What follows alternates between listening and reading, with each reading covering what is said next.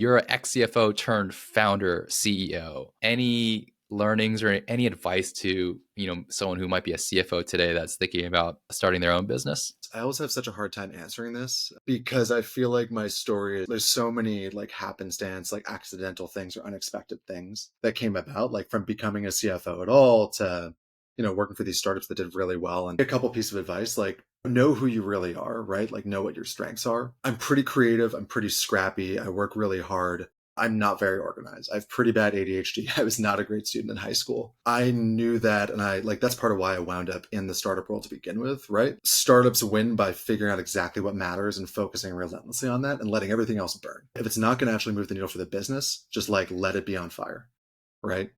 And that's a very uncomfortable place for a lot of people, especially a lot of CFOs. And I'm just a weird person who like really thrives in that and actually like probably wouldn't do well as like a public company CFO. When it comes to actually making the jump to starting a startup, people ask me sometimes like, how do you guys get into Y Combinator? I don't think I would have gotten into Y Combinator if I had been building a startup that was not focused on a problem space I really understood.